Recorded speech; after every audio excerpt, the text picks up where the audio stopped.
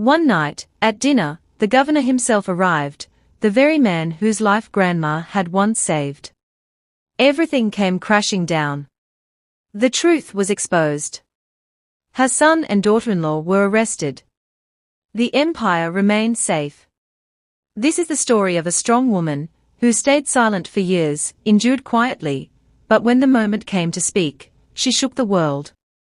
Get ready to hear a heart-touching story that will move your soul. Let's begin the astonishing tale of Grandma Ethel. My name is Ethel Marion, though most people just call me Grandma Ethel. At 78 years old, with my silver hair tied in a simple braid, wearing old cotton dresses, and the same slippers I've had for years, I look like any ordinary retired widow. To the neighbors, I'm just a sweet old lady living off a pension, or maybe on my son's kindness. But the truth? I am one of the largest property owners in this city. The skyscrapers downtown, the luxury apartment complexes, the historic buildings that bring in millions in rent every year, they are all mine. All hidden behind trusts, holding companies, and layers of secrecy. My late husband James and I built this empire together over 50 years. When he passed 25 years ago, I kept running everything, quietly, from the shadows.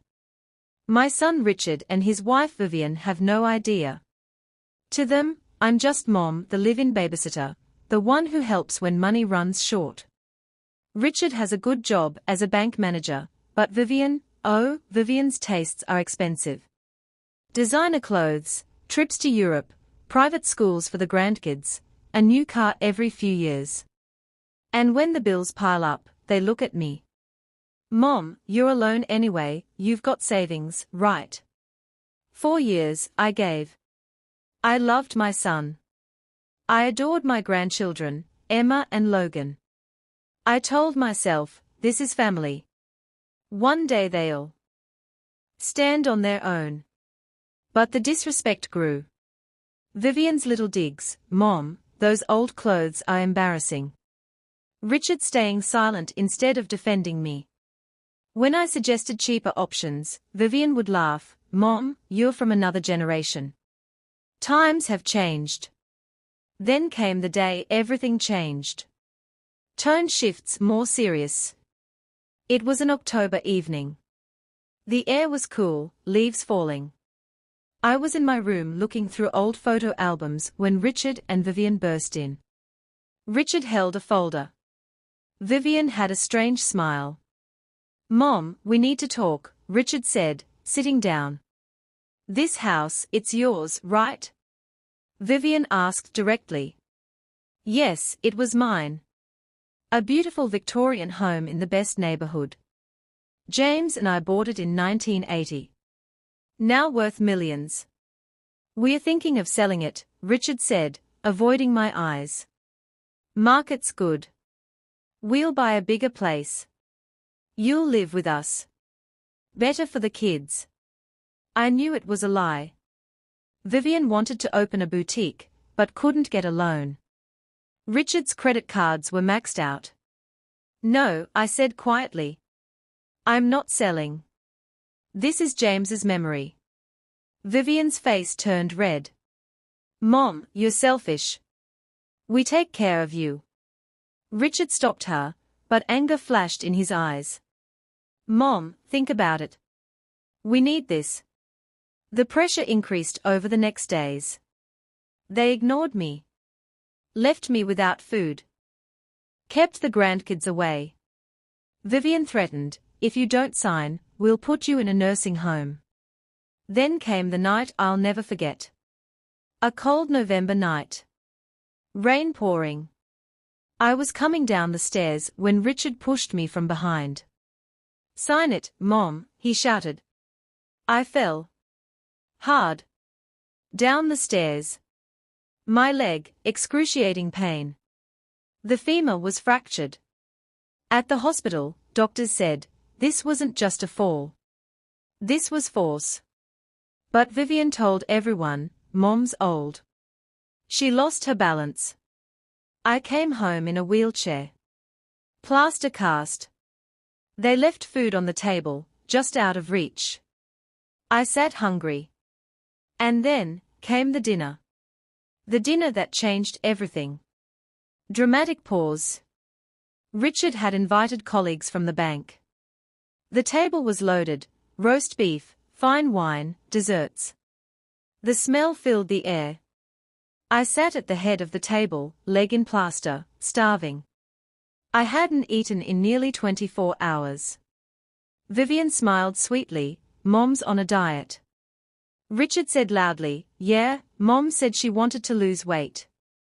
Besides, at her age, people fall. We had to teach her a lesson, didn't we? The guests went silent. They knew something was wrong, but Richard was their boss.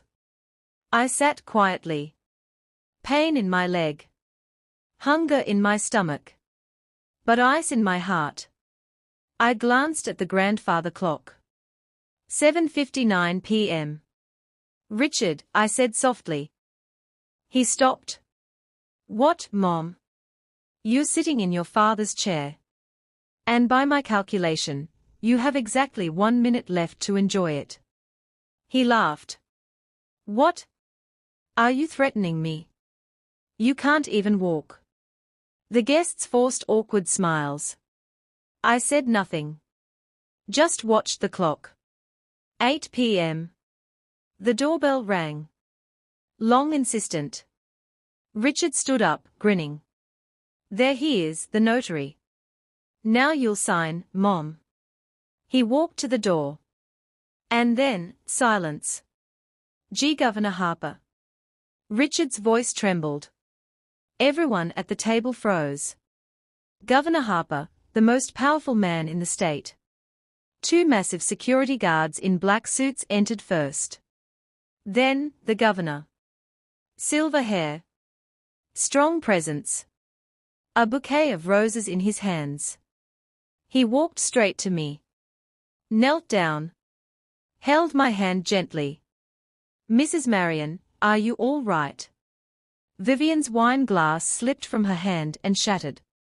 The governor looked at my empty plate. Then at my plastered leg. His jaw tightened. He stood. Walked to Richard's chair, the head of the table. Placed his hand on the backrest. Richard stumbled back like he'd been burned. Without a word, the governor Saturday.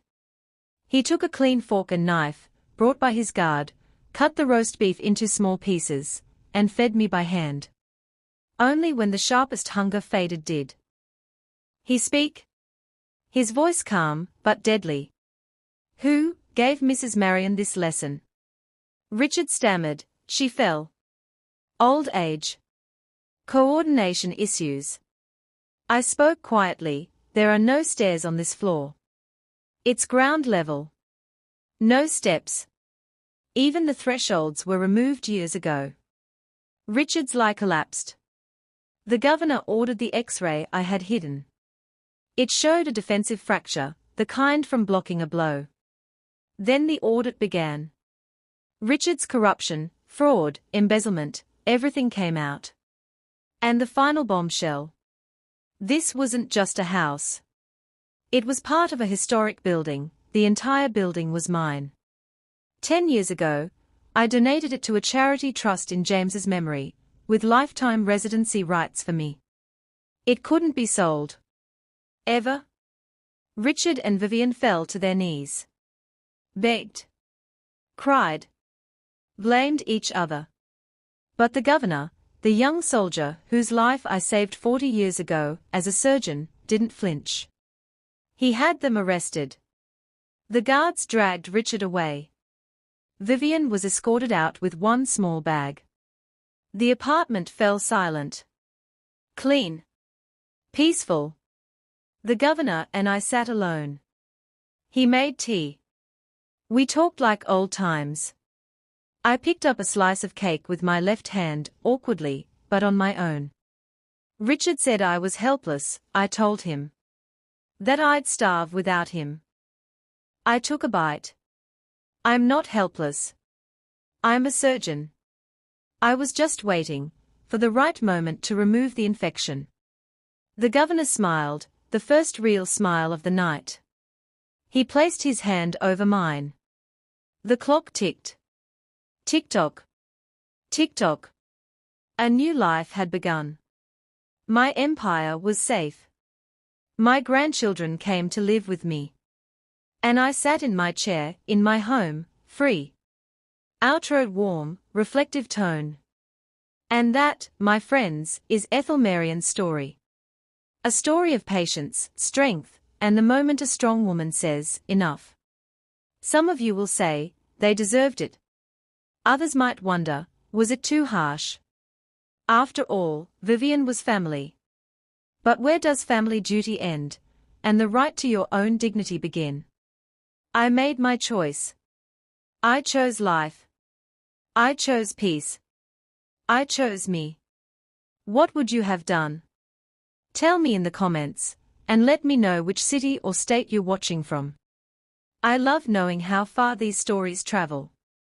If this story touched your heart, please hit that like button, subscribe, and turn on notifications so you never miss the next one.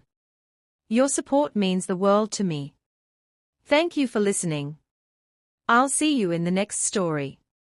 With love and respect. Grandma Ethel.